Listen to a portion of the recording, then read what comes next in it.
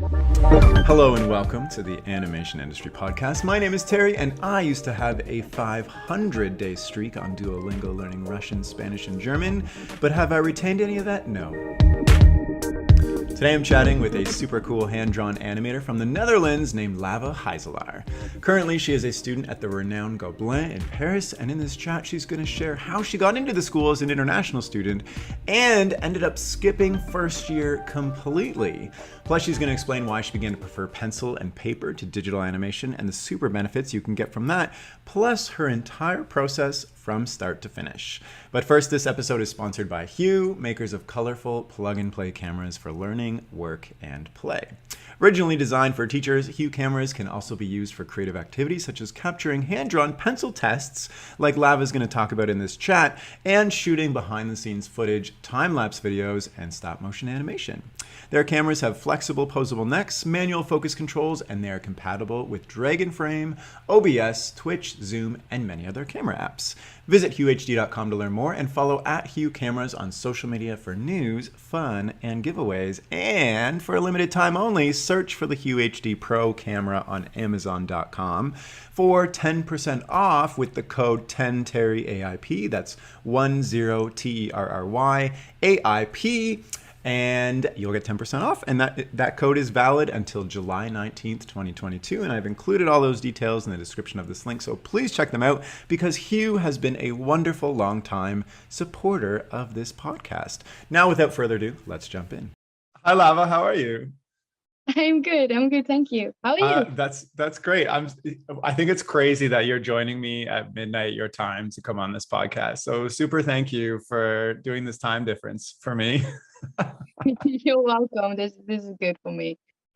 Excellent. Okay. So, I have so much that I want to chat to you about, Gobelin and hand-drawn and all this stuff, but you're in London right now. You're originally from the Netherlands. Then you went to school, Gobelin, and now you're in London for the summer. Is that correct? On an internship? Yes, for like 5 weeks. I really wanted to get out of Paris for a little bit, just to explore a new place and also like experience what it's like in like a real studio. So what can you share what you're working on, what studio you're doing, and what kind of animation you're doing? I'm hoping it's hand drawn, but I'm assuming it's digital. No, yeah, it's a 2D animated feature film that they're making at like Lupus right now. It's called Lupus Films. So that's pretty cool. Amazing. Wait, your internship, are you animating on this? Well, I'm an assistant. I wish I was like I could make the original animations, but I'm just in betweening and cleaning stuff up. Gotcha. So you had an interview in London because you're like, I want to get out of Paris and I don't want to go back home. And they saw your work and they're like, dang, we want to hire you for this feature film. And then so you're in betweening and cleaning up. What does that exactly entail? Like you just get sent some, like, are they working like TV Paint or Toon Boom or something? And they work in TV Paint, and we just basically have this setup where we just get a bunch of shots and then we just get it divided by all the assistant animators. And right now I'm just working on this test animation to see if I'm actually okay at it and see if I can actually do the job. So I'm doing that right now, and I'm struggling, but it's fun because I've never done this before. So I'm just, I don't know, I'm just trying to get the hang of it, trying to feel the process, like working with like supervisors and stuff like that. It's like, I've never done that before. So it's exciting. Yeah, amazing. What's the biggest difference between, animating on your own where you can take all the time you want, you're your own director, and even in school, you can kind of do things on your own time. What is the difference between, doing school and your personal work and then jumping on a feature film? Are they like, is it like super fast and like you're 8 hours a day, you're literally animating for 8 hours? Yeah, I literally am. And it's just, there's so much pressure because this time, like if you're doing schoolwork, and if you mess up, it's okay. It's for yourself. Maybe your grade will suffer, but it's not that there will be consequences. If you do not do your shots correctly, they will just send it back to you and say, do it again. It's like, that's just how it works in a studio. Has that happened to you already? Yes. Oh no, how did that feel? Not good. It was just more like, I just didn't know what I was doing. So they just finally told me, hey, can you do that again? So I'm Oh, doing it wow. again. So this is 5 weeks, and then by the end of the 5 weeks, you'll be, it's just like, that's a pretty short internship, actually. Yeah, no, it is. I just, well, we actually only have to do like 2 weeks of mandatory in the internship 2 weeks. yeah, which I don't know why, but it's cool. And I just chose 5 weeks because why not?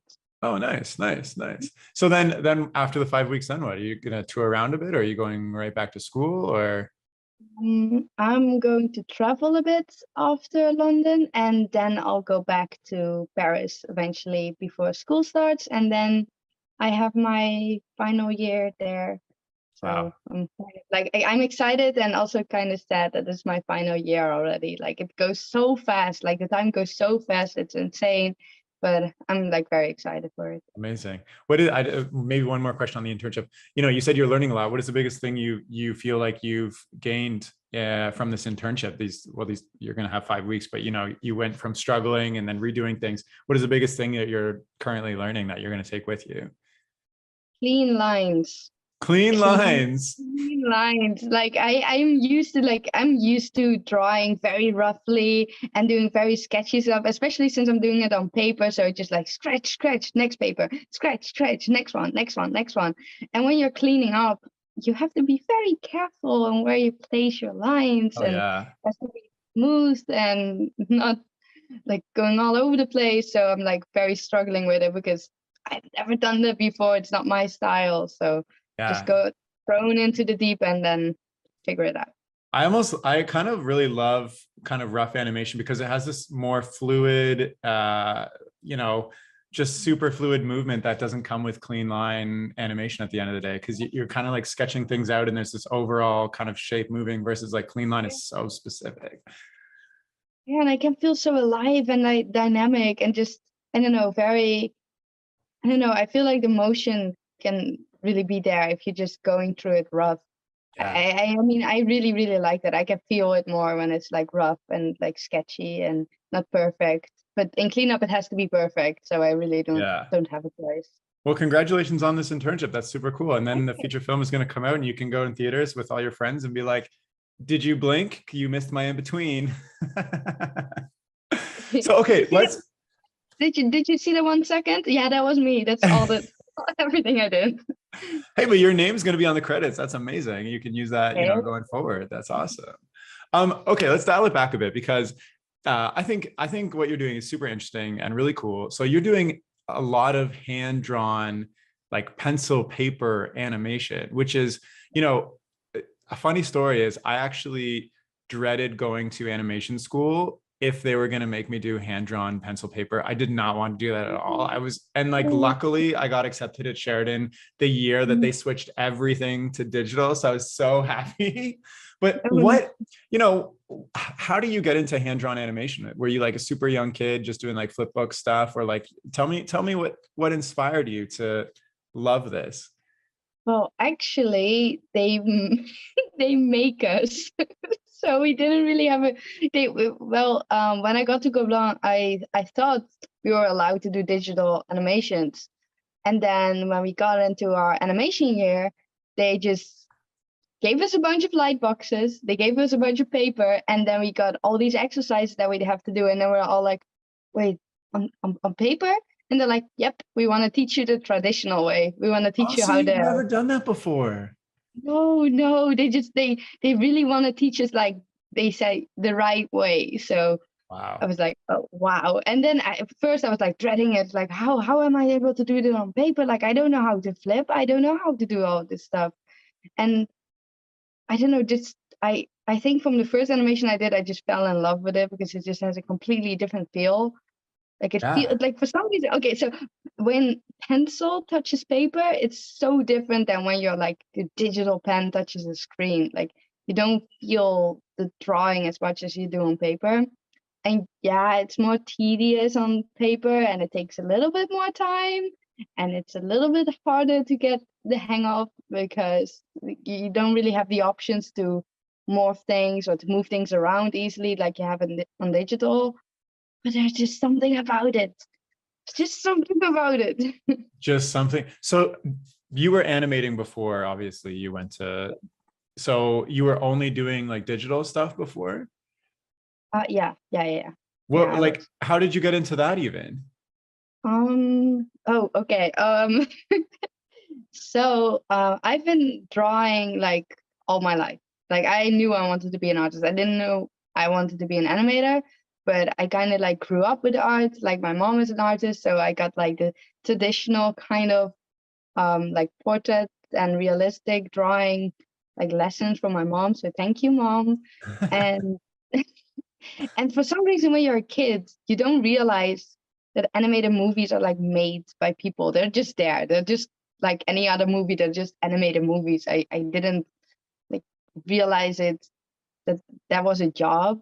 And then at like one moment it just clicked for me. I'm like, oh my God, wait, how are these movies made? And then I just went on like a little Google search and I was like searching, I was like, how are Disney movies made? And I watched all these documentaries and I was like, wow, I want to do that. And then I just started animating and I just did it every single day. How And did you every start? How did, like, because you'd only done traditional media before. How single. did you just start digitally animating? Because like there's kind of like a high cost and learning curve to start doing stuff digitally. Thankfully, my dad was kind enough to buy me like a little Wacom tablet so I can like start doing digital stuff. And then for my animation software, I don't even remember. It was like something like very, very like bad, like Flipper Clip or something where I can just Hopefully Flipperclip isn't listening to this. no, sorry, No, something no, no, I'm different. just kidding. I'm just Not kidding. that. No, I Something. totally understand. Yeah, Flip is actually where I started digitally animating as well, because it was just like a super rudimentary Yeah, basic thing where you can just draw frames and see it go by, and it was magic suddenly. yeah, yeah. It That's was great. magic. It felt amazing. It's just, I mean, right now I'm not using that that one anymore. So okay, you fell in love, you found this. How do you end up at one of the best schools in the whole world for hand-drawn animation? Like, there's obviously a gap in between of you loving traditional media, falling in love with animation, using Flip a Clip. Mhm. How did you skill yourself up to the level to get accepted? Because like, they have such a low percentage of people that go there. So many people, Yeah. apply. Every year they come out with like these monster films that get millions of views. Like it's Same, yeah. crazy. So like at what point did you get the confidence to apply there? Okay, so actually, I didn't even know I wanted to. I didn't even know I was good enough to apply. So I wasn't even on my mind. And I remember in 2019, 2000, yeah, I went to like a animation festival because I wanted to like meet some other people in the animation industry. I wanted to like see what everyone's up to, like how does it work? I want to socialize, I want to network. I was like quite young at the time, but I didn't care. Like I was still putting myself out there. I had like my little portfolio with me and I was like going You're up just to like everyone. you're in high school at this Yeah, point, or yeah. yeah, I was like okay. in high school. I was 17 and I just walked in there with my mom and I said, "Bye, mom. I'm gonna go talk to these big directors." Oh my goodness, so confident. I love this. You had no Oh my God, fear. that's where I got it from.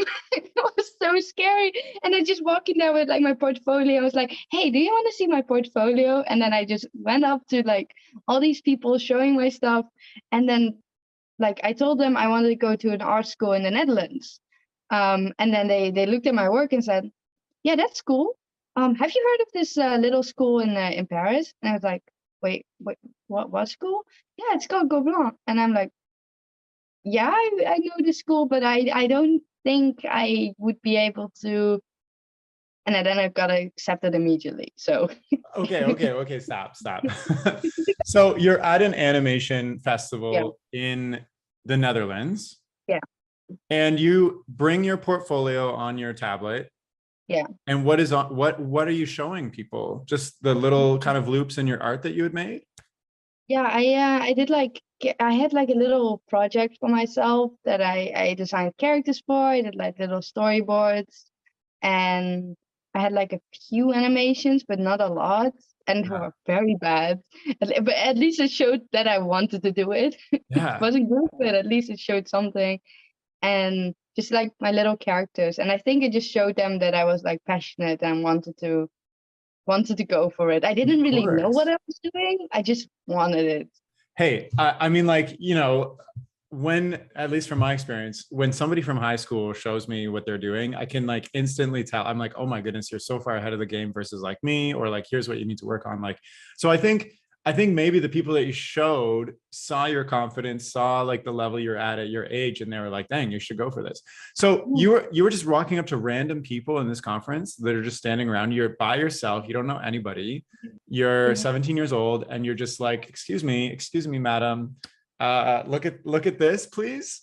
Oh my God. But I did that. And I was just trying to like socialize and talk to these people. And then I remember, oh, that was so embarrassing. I remember going to the bar afterwards, and then everyone was like, You're not even.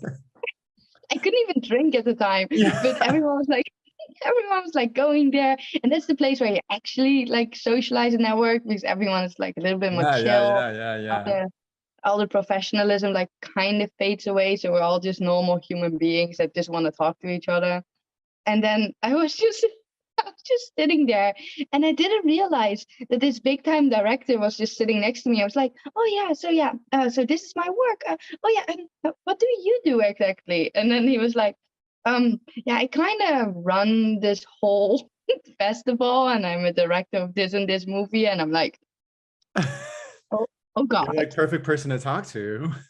Yeah, and then I was just, and I remember just sitting there for a second. I'm like, I'm sorry for just not knowing who you are in the first place, and then just going with my work, with my very shitty work for him, probably, like showing it to him, and then expecting. Yeah, I don't know what I was expecting. I don't know what I was doing basically, but it's just I remember that moment, and that he was just looking at me. Yeah, I do this, and I'm like, oh, no.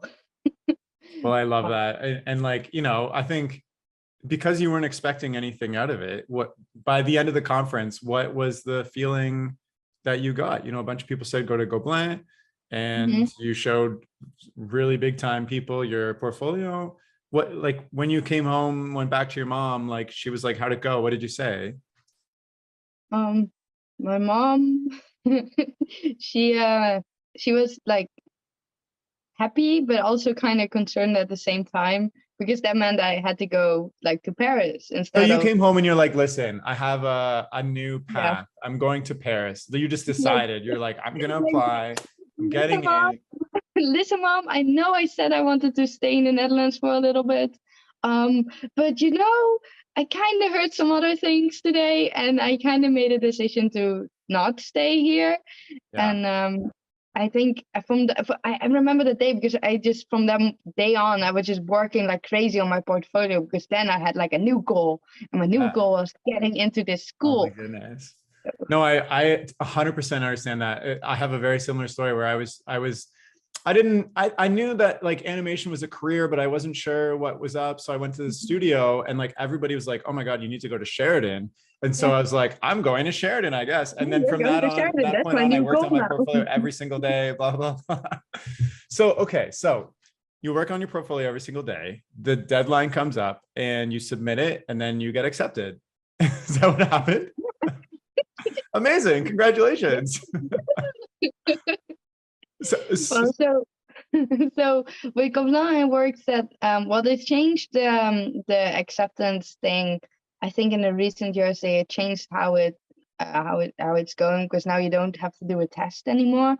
Like I know in previous year people had to go to the school, and they had like one day where you were like tested, and that sounded very scary. Yeah. That sounded so scary. It was like, I don't know if I'm able to do it. I don't know if I'm able to like draw on the spot, like show your talent right there. And I'm like, ooh, luckily they changed it. So now you only have to submit your portfolio, and then they just choose the best portfolios. And from those, they have the oral exam, which is just an interview basically. Wow. And then and because it was COVID times, it was just all online. So I just got on this Zoom meeting, and I was like, preparing myself for an interview. I was like preparing myself. I had like all these questions. I was like, okay, if they ask me this, I'm gonna say this. And they also ask you to have 5 artworks planned, like, and you have to explain why you like these artworks so they can see like your artistic opinions about stuff. They want to know how your mind works. So I was like preparing that. I was like the whole day I was like stressing out. I was like, okay, I'm good at this, and I'm good at this, and and then I got into the call, and the first thing they say to me is, "Hey, you're accepted. Do you want to move to the second year?" Wait, what? And I'm like, What? Sorry, what? yeah. And I'm like, and I was like very polite, like, could you repeat that, please? And he's like, yeah, we like your work. So we thought you might want to like skip the first year to go directly to the second year. What do you think about that? And I was just like, mind blown. It's like, no way. It's like, you're serious? It's like, yes, we're serious. Do you know why they said that? Like, what was it about your portfolio that they super loved? Well, they said they were happy to see that I already did some animation work. So they already thought like, okay, so you're self-taught, like you don't like you already have like the basics. So in the first year you learn a lot of the basics. So they thought, okay, so you got that. Yeah. And then basically just the animation stuff that I So okay, you had already done a bunch of animation. You told me before we had we recorded on the call that you had done a bunch of competitions. Is that related to the animation work that you had done? So tell me about these competitions and how like you entered them, put yourself out there, blah blah blah blah. Like what did they give you other than a portfolio of animation work? Yeah, so in the Netherlands we have these national competitions, like these national art competitions. What? And basically, so every single one from the like every artist from the Netherlands that's under 19, I believe, they just submit their work, and you have like different categories. So I wanted to go to the category like film, like I wanted to do film, but then for film I needed to have like a animation. So I made like a 4 or 5 minute animation to like show my work and show my stuff. And I Is actually got this the like short film that you have on your YouTube?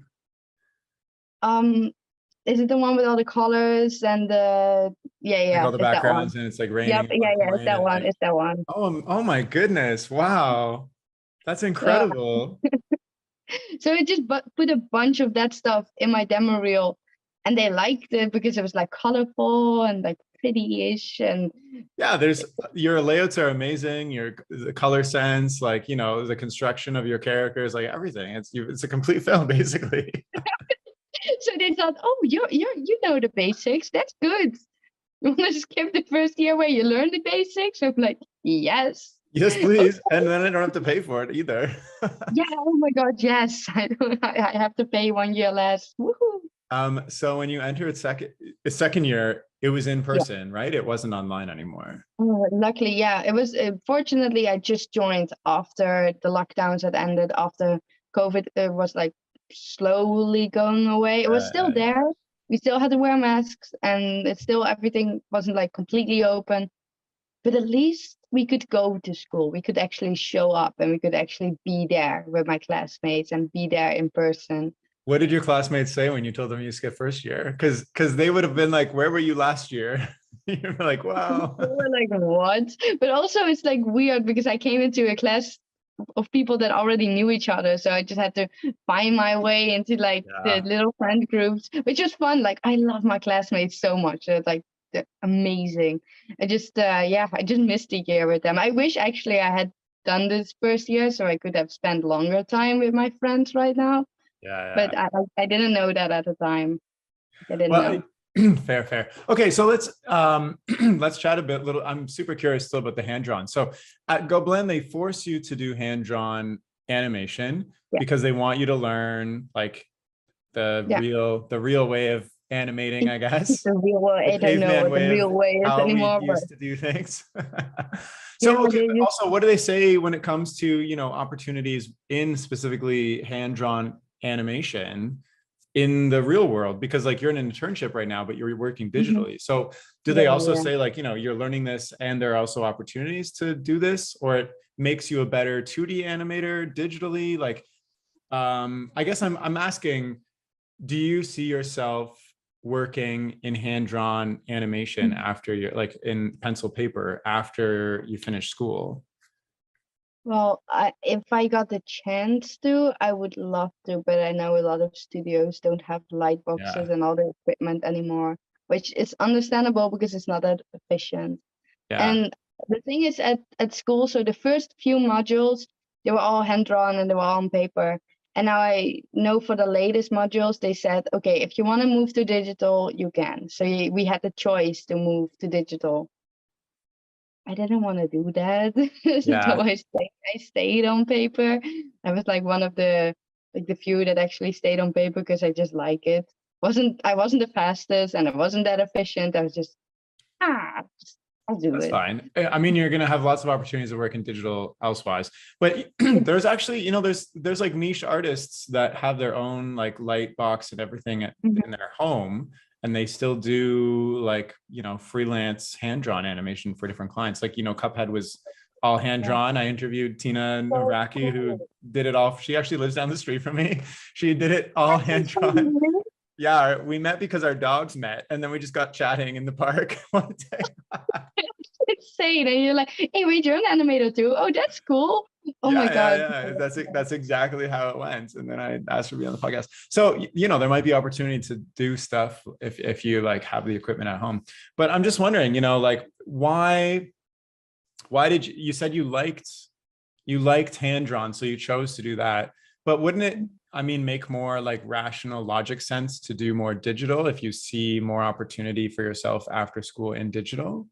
Like, I guess like, when you're showing your portfolio to a studio, do they care that you're showing them hand drawn or something made in TV Paint or Toon Boom or Clip Studio Paint, etc., or do they just care about the quality and that you know how to use the tools?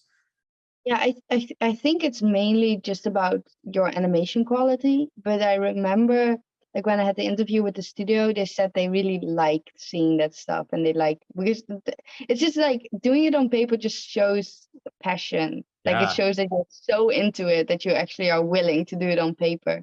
Like totally. not a lot of people do that, so you can feel well, at least if I see people working on paper still, I'm like, wow, damn, you love animation. That's insane. You love it. Oh, it's So so I mean, noticeable. It's so noticeable. Yeah, yeah, yeah. yeah. I guess that's what shows. And also, if you show like older traditional animators that worked on paper before, they just love seeing that stuff again. They just love like, oh my God, they're still doing it. They're still, but the new generation is still doing it. I'm so happy. And this, I don't The know. 5 people in the world are still doing it. No, I'm just kidding. So can you maybe just take me through the process? Because I've never, outside of like, getting a sticky pad and just making a little ball bounce in a stick man by flipping like a little flip Mhm. book. I've never actually hand-drawn animation. Can you just take me through the process of, I mean, I've like Mhm. watched documentaries, but I'm just wondering, like, in a modern day sense, like what is your process? Has it changed at all from the people of Disney's past? Um, so in the beginning, I would do like a lot of thumbnailing before I would start because the thing is, if you start on paper, it's very hard to erase because if you start erasing stuff, it gets smudgy and like all the lines get like all blurry and it's not good. You just want to be like very clear about what you want. Yeah, like your vision Yeah. has to be very clear if you want to work on paper. That also like a train. That's why they teach us on paper because it teaches your mind to like think about what you're gonna do. Like you don't have this undo button. You don't have these buttons that you can just grow the size of the head of your character or just move the head like 5 centimeters to the right. You cannot do that on paper. You have to really think, okay, I'm gonna set this line here, I'm gonna set this line here. And you have to you cannot press play. There's no play button, there's no instant play. So you have to really like imagine your character move. Yeah. So and this is all before starting animating. This is all like you have to do this before this, the mental stuff that goes into it before. And then so once you have like this vision in your mind, you start thumbnailing, you start like figuring out what you're gonna do. And then on paper, you just want to start very rough. When you say So thumbnailing, you're just doing little thumbnails on a page to see how it looks. yeah, You're not yeah, flipping through them or anything. You're just kind of no, no, drawing no, out the silhouettes. yeah. Just doing that before I even like start actually animating, because I just wanna. But I know that's something like most animators do, and I feel like you have to do thumbnailing. It's just so much more important on paper, Yeah. because you're literally, I don't know if I can curse, but you're literally fucked if you don't prepare.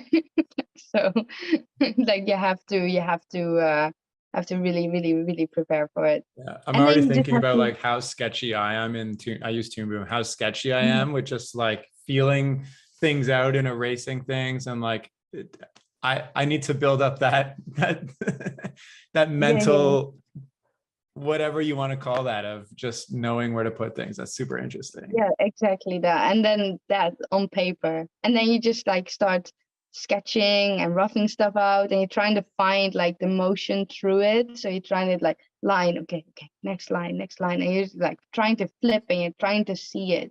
So you're It you're just still doing like your key poses. You're not like just going with straightforward animation. Like you're like, depends on the animation, but I actually prefer doing straight ahead, even though ah, it's sometimes like it sometimes becomes like harder if you don't know what you're doing. yeah, But if it's straight ahead, I can just feel what I'm doing more. Like if that makes sense, I can like feel the motion more than when I'm doing key poses, because sometimes I get lost in the key poses, and I'm like, totally. wait, what was I trying to do with this pose? Makes way more sense if the arm goes like that. Like it makes like with motion wise. Like I don't know why I made this key pose. So normally I do like the rough straight ahead, and then I go back in and fix like the key poses in the rough that I did straight ahead. I don't know if that makes sense, but I have No, like different. 100%. It's funny you say that, because stop motion is the same thing. There's no such thing as key poses. And well, I guess there can be. And like, obviously you can like, rough out your animation, but there's only straight ahead in stop motion, Yeah, because like yeah. you can't, No. there's no other option. So I actually, when I'm animating in 2D, I do the same thing. I find it's much easier to figure out where something's going to end up and then have the key pose like in Yeah, my mind, rather than like draw exactly. out the Yeah. key pose and then try to fit the motion to get there, unless it's like a very rudimentary. People who are amazing 2D animators are probably listening to me right now and being like, he doesn't know what he's doing then.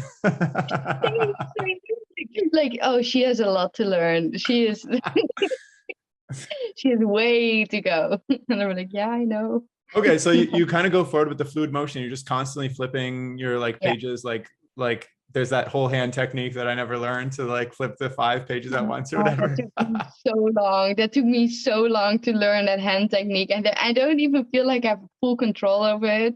It just, I don't know. It's difficult, but as they told me, as long as there's like creases in your paper, as long as your paper looks like shit, you are doing an amazing job, because it means Oh, that you're actually flipping. So if your paper looks like all like I don't know how to say it, like all yeah, crinkled scrambled. up You and don't say that, yeah, wavy. you don't say that for paper, but like all rustly and stuff, then you're doing a good job. So then how do you actually get it to on the computer? Because, at Sheridan, we had these top-down cameras where you'd have to like place it on the pegboard and then like hold it flat, and it would take a picture, and then that would go into some program. I don't know. But are you doing that as Exactly. well? Or is it like Yep, scanned in exactly or? that. Yeah, no, it's exactly that. We have this room where we would just go in, and we have like multiple like setups with like lighting things. So we have like a lighting setup and like a webcam, and then you just go in and take a picture for every single Just a frame that you webcam? did. Yeah, just like a little webcam. All Yeah, right. like that works like a little camera that's just like attached to it, like a computer. And then we have this shitty program that we use to like this very old program that we used to just see what we did, and So are you it kind sitting of there for works. like hours just turning a page, turning a page? Can't. Oh no. So the thing is, You can't my just put it in paper. like a Xerox and just like it goes all through and just scan, scan, scan, scan, scan, scan. It doesn't work. Well, the thing is, you can do that too, but the scanners that we have, kind of like it kind of messes up your paper because like if you draw with a lot of like a graphite on the paper, if you put it through a scanner, it smudges it out. Amazing. The paper that you get. So normally we just go in this room, and if we have an animation for more than 100 frames, 100 drawings, we're just sitting there, drawing after drawing, click, picture, next drawing, click, picture. Oh shit, the camera has gone blurry. Okay, change the settings. Oh Do my it again. goodness. You need to give And then $20 to one of your friends and just say, I'll see you in an hour. And then the funny thing is, if you then play it and you're like, oh, okay. So frame 67 and 75 are wrong. And then you go back and you change those frames. And then you have to scan them all again because you want to see if the motion works again. What do you mean? It doesn't save the frames? You can just go in and... No, it does, but not if someone else is yet like using that camera with that camera setup, because we're all changing the camera setups as well depending on the animation that we're making. So if you just leave the station for a little bit to change your animation, you kind of have to do the same thing all over again, and it takes a whole day just figuring out which drawing do I have to change. Oh, wow. That's why paper is not really efficient. It's really not efficient. Yeah, this sounds, I've never thought of, the process of afterwards where you need to change frames, because like when you're doing it on the computer, you just go and change that frame. But is there, with hand-drawn animation, is there a point where you're like, this is just good enough? Like it's too much effort for me to go back, change these 5 frames. I still haven't figured out this motion quite, but it's like good enough, and I'll just accept it as it is. Because like in digital, you can perfectionism to the end of the day if you want. Yeah. So I don't know if that's the right way to do it, but I kind of like, sometimes I'm just so done with one animation that I just have all the pictures, and I just bring them into Photoshop and then just change them digitally, and then try to make it look like they're not changed digitally. So I just Photoshop it, but that it still looks like it's just a picture. Will they mark you badly if you do that? Or they don't care? They don't know. I'm sure they know. Okay, so when you're animating at a light table, you can only see like 5 frames at a time, the entire thing you're animating. So if you're animating a scene that's like you said, 100 frames long, you don't really know what it looks like until you upload it. You only see like until you do a pencil test. So do you have like a better reference point in your mind of how things play without actually knowing how they play? Does that make sense? Yeah. That's the thing. I think why they made us like practice it on paper. It's because we train our minds to like see it. Like we train our minds to actually see the motion and feel the motion, even though you're not seeing it, and you can only see 5 frames. You kind of have to like know what's happening before it and after it, and then you just have to kind of envision that.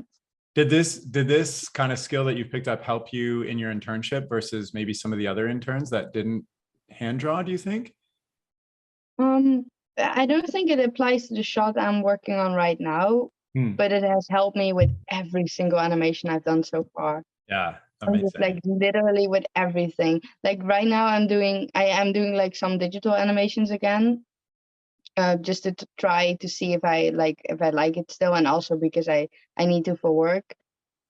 And it's just a skill I picked up, and I think everyone should at least try it on paper once, just to feel that, just to experience that, because it's just a skill, and I think you need it because you have to use your mind, you have to see your animation in your mind, and you have to prepare yourself, and don't just go click play on the digital thing. Just really use your mind to see it, and click play like not often. Don't just immediately click play and like see your animation. No, see it in your mind first, like see how you want it to be. Otherwise you can get cut up in like all the little details, and like I don't know, it is just something that animators just have to, you know, involve themselves into, I guess. 100%. Yeah, you're making me want to try some. I think I might actually after this talk. Like, you're really inspiring me. But as you're talking, like, my brain is also just thinking about stop motion, and I feel very similarly. Like, before I ever had Dragon Frames or all the softwares or whatever, I used to just hit record on a video camera and just stop motion animate without having any clue what it looked like at all, and not even being able to see any of the frames until afterwards, when I would upload like literally 2 hours of footage to like Adobe Premiere and like pick out the frames I wanted and then put them in a row and be like, that's what it looked like. But from doing that, I made like, I don't know, like 50 short, like 30 to 45-second movies doing it like that. But I developed this, like, I just knew how it was going to look. Yeah, like that's exactly like what I'm talking about. Yeah, without even knowing how it's going to look. but that's exactly it, because you kind of have to like envision it though. Like, you cannot just do something randomly. Like, Totally. you know what you're doing. You just cannot see it yet. You cannot play it yet, but you know what you're doing because you have to see it in your mind before you do it. The same with like stop motion, which is really, really Totally. cool. I mean, I'm just like feeling excited about like animating. That's also like what I love so much about animation. It's just like you're like playing this fantasy world in your mind, and then you make it come to life. And then afterwards of spending like 12 hours, you watch this 2-second thing and you're like, I want to show everybody this now. Yeah, it's like I made something alive. I made something come alive. Like, we Yeah. have the ability. And like, well, our styles are so different because like you're very like realism and like, you know, humans, and I'm very like silly and bouncy. But like, that's also what I love about animation, because you can like choose the type of life you're creating and like how it moves and how much physics play into it and all this fancy stuff too. Like, Isn't it insane? We can make anything that we want. Like, we just have to imagine it. We can make anything. There's literally no limit, like in animation, of what we can make. And yeah. that's still like blowing my mind to this day. I can just think of it and I can make it. And if I think of like a life of a character or something, I can make it, and I can, if I do it well, I can make it believable, and I can make other people like see what I'm seeing in my mind. I can make other people see this life that I created, which is what. I love that so much. So, okay. So what is it, you know, what are you dreaming of for what you want? Because, you know, you're in school right now, you're going to do your last year. Obviously you have the film to complete and your internship to complete, you know, like thinking about the future, what is it that you want to bring to life or to work on? Or, you know, you've chosen this path, you've been surrounded by art your whole life. You know, took a big chance on yourself, went to an animation festival, got the, you know, confirmation you needed, and here you are. Like, what is it you want to accomplish? Um, um, I don't know. I just want to have a job. Hey, that's fair. Yeah, no, That's okay. very So, but fair. okay, my dream actually is to. I don't have a like a big dream that I want to be like a director or anything. I really just want to animate. Like, I I love just want to that. start. I just want to have a character that they give me. I want to have a character that the character design team gives me, and they say, we wanted to make it do this, and then I do it. I would just literally want to have the simple task of making a character alive. And if I do that, then my little dream that I have right now is just making a character come to life. That's what I accomplish, and then I'll see what I'll do after. Yeah. That's what I want. And then I have like these few studios in mind that I would like, oh my god, I would love to work there. So I'm just gonna like work really hard on my demo reel, make sure it like looks good enough, and then hopefully I can like make this little animator stream come true. I just want to Yeah. animate. That's literally all I want. I don't want to have anything else. I just want to animate. Well, hey, you're already doing that. I think that's amazing. Like, you know, the reason we're chatting is because you're already kind of, you know, I think you're living your dream, but also, I understand, you know, you want to Yeah, be in the something professional bigger. world and like, you know, make your income and etc. But I think if your dream is to just, you know, make stuff come to life, I think that's fantastic. That's so cool. Yeah, literally that. I see animations that just pencil tests of like characters from like feature films that people did. I'm like, that's literally all. That's just what I want to do. That's all. Like just that. Just make people just make people feel anything. Just make people laugh with your animation. Make them like feel sad. Make them feel happy. Just make them believe that the character that I'm animating exists. And I'm happy. I'm good. That's all I want. Amazing. I love that. I just want to ask you, you on your like on your Instagram, you have lots of followers, like you have 14,000 followers. And obviously, that's how I found you and watching your stuff and it come to life and, just be blown away. Like at first I was like, she's got to be working on like, I don't know, some studio already, but no, you're and then I found out you're at school. I was like, oh, dang. So, okay.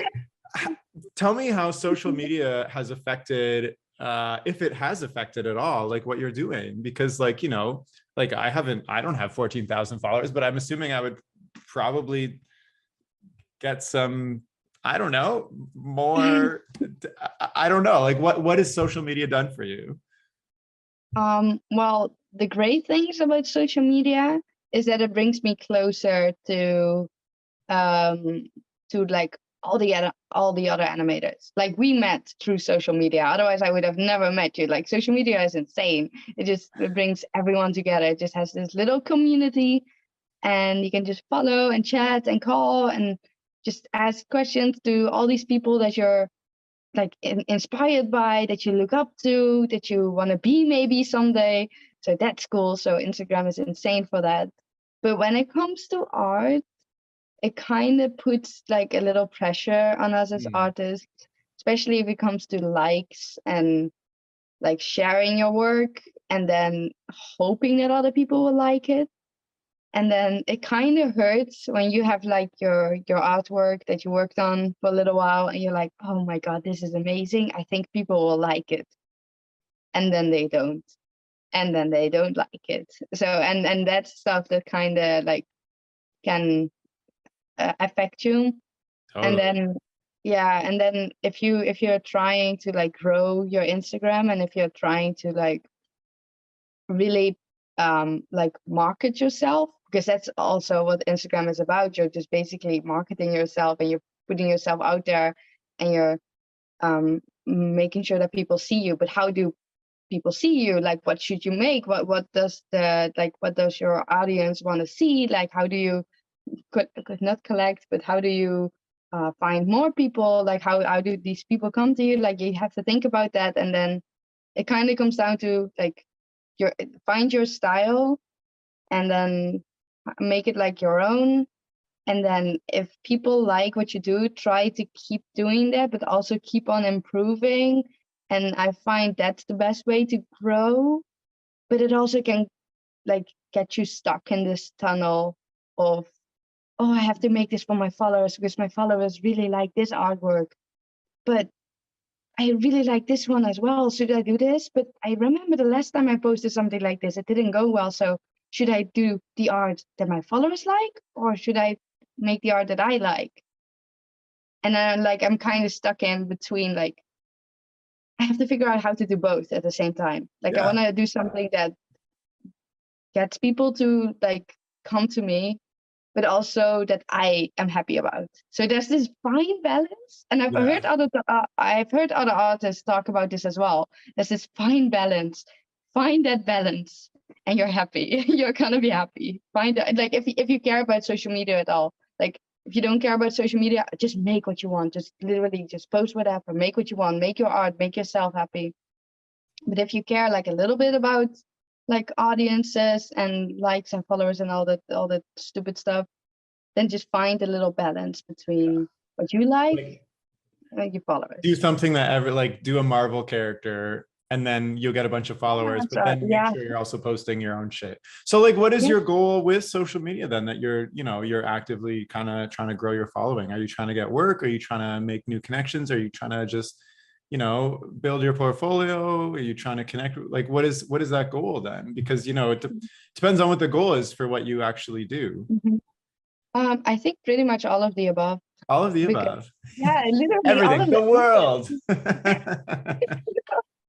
No, it's more like, okay, so I yeah, want connecting. I want 200 million followers. I No, want more no, than Kim Kardashian.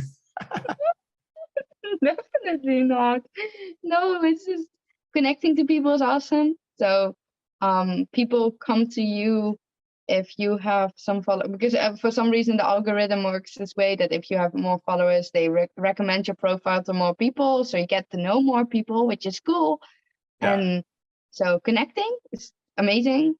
And work, like it's, if your account is bigger, there's more work coming to you because more people know you. So it's kind of also a good way to actually, if you need a job, to find jobs and to find freelance jobs, especially.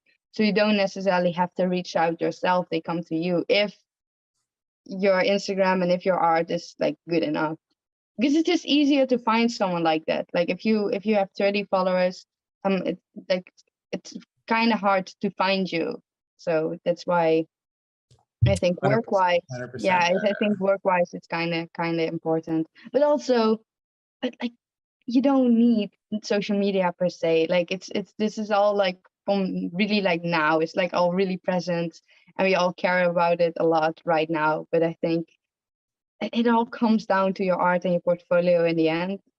So the Agreed. numbers, Agreed. Yeah. the numbers are just numbers, and I have a very low number. Like I compare myself to all my friends and to all these people and all these famous artists, and I'm like, I am a nobody. I am nothing. Well, And listen, it's I now. have less than I have a third of what you have. So I feel even but less. But also like, I keep telling myself, I don't know where I heard this, but it was like, if 12 people like your art, that's 12 real people that like your art. Like who cares if a million people like your art? But like, if you went to 12 people in real life that were like, oh, I really like this, I'd be like blown away. So it matters. I think it matters more about like who is following you and like why. And well, obviously, tons of benefits come from having a massive following. I've talked to artists who've made a career out of, social media and what they do there and brand deals and stuff. So I think it depends what your goal is at the end of the day. So yeah. So Lava, I don't, I know it's like 1 a.m. where you are, but we've chatted about, where this inspiration for this career of chosen came from, how you just in high school had this super confidence to, go talk to animators, and then you found out you wanted to go to school in Paris, and then you went to school in Paris, and you're on your internship, and you're doing all this crazy stuff, et cetera, et cetera. I'm wondering, I actually talked to quite a few people who love hand-drawn like traditional animation, but they're kind of scared on pursuing it because of they see a lack of opportunity. But it sounds like you've got a lot of, even if there is a lack of opportunity, I mean, if everybody was a hand-drawn animator, not everybody could find work. So my personal thing is like, if you have a real passion, you have to go for it, because you're going to be one of those people that they call when they need that. But it sounds like you also have developed a lot of extra skills that you might not have gotten from it, that it might put you ahead of the game when it comes to 2D animation or digital animation or whatever. I'm just wondering, is there something that you want to, if somebody's listening and they're thinking about pursuing hand-drawn, is there something you would say to them from your experience? Except for the do it, like literally like you'll if you just pick up the pencil and pick up the paper, light boxes, even they don't have to be expensive. You can buy those little ones that just like they just shine light and make your paper see through. You could even just use like an iPad and put it like a white light on. Even that works. Like buy a little peg bar, or literally just something to make holes in your paper. Just I think a peg bar is $3, so like literally just like buy and just try it. Like literally, like even if you don't like it, you'll learn something from it. Like don't just jump straight into digital. Yeah, I know we all need digital because that's how most studios work.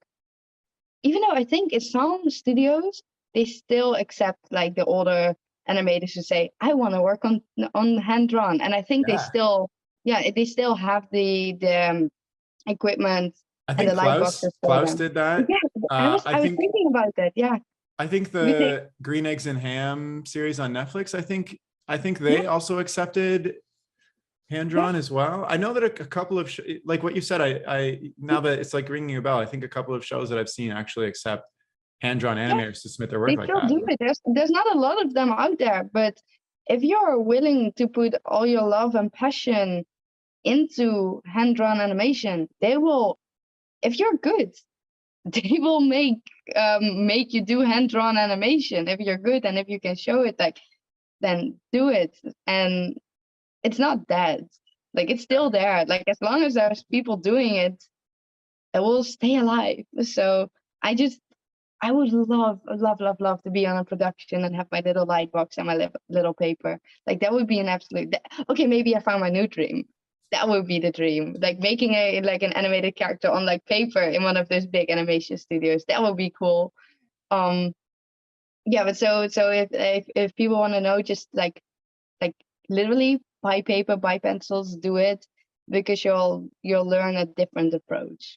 Amazing. I think you're going to accomplish this. And I want you, when you do, can you email me and just be like, hey, I'm working on this I did production. I'm doing Lightbox animation. That would make me so it. happy. I did it. That would make me happy as well. That would be really cool. Yeah, amazing. Is there, as we're wrapping up, is there anything else that you wanted to share that you think might be interesting for whoever might be listening to hear?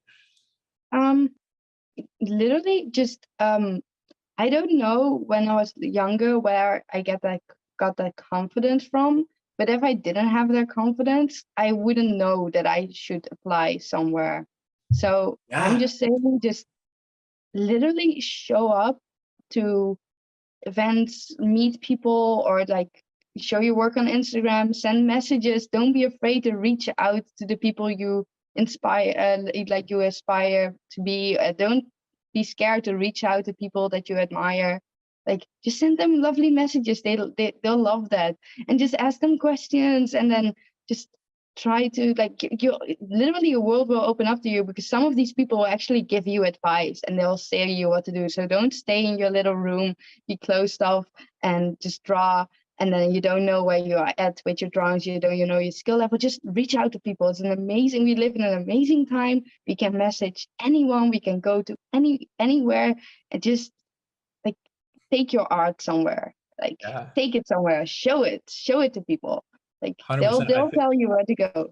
You are a real testament to that, because like that animation conference, a couple hours literally changed your life. You would have maybe Literally not did, yeah. ever been sitting here and have hand drawn or gone to Gobelin or anything. Yes, And yes, and the same thing, like I started this podcast from just yes. being at an animation festival and feeling a little bit confident. I didn't even have a podcast. I just walked up to Fred Seibert and said, "Do you want to be on a podcast I'm starting?" And he said yes. So here we are 4 years later. Yeah, don't think you need that, but that's insane, right? Like, you just Yeah. need to put yourself out there and just do it. Yeah, it's so funny because like there's so many times where I feel too nervous to even bother going or starting a conversation, or like there's like an animation party like down the street from me. I'm like, I don't really want to go and socialize, like, but you have no idea, like it's so easy to say no to things. I don't know why it's so hard. I wish I was one of those people that just said yes to everything instead of being like, Yeah, I am one of those people. If there's an animation party, I'll go there. So Like, next time I'll go and then you'll be there. I'll be like, what the heck? yeah, literally. Like, I even have like an animation party tomorrow. So I have like animation things always. Just like, the community is amazing. We organize so many. I say we as in, yeah, I'm an animator. I can say we.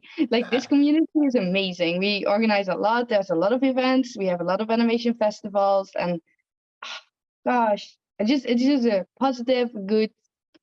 I don't know, like, supporting. That's what I've realized, and what I've like come to see, is that we're just a lot of supporting people in the community, and they actually truly want to help you. So that's why I say, like, don't be scared to show your art. Don't be scared to just go out there, literally. Yeah, I love it. And I love hearing the enthusiasm and excitement in your voice too. It's really Yeah, because encouraging. I'm I used think to that's really it. special to have as well.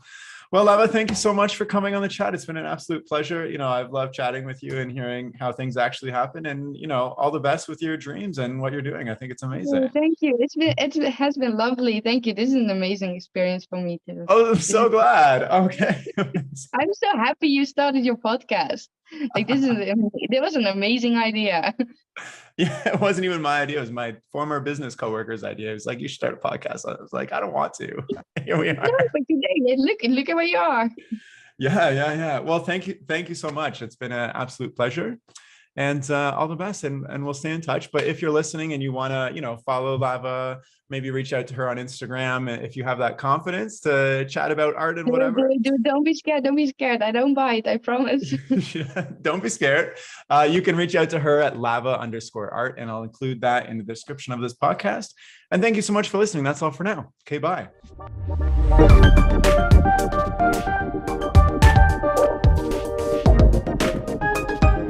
The music for this podcast was composed by Will Farmer and the graphics by Daniel Abensauer. I encourage you to look them up if you enjoyed their work.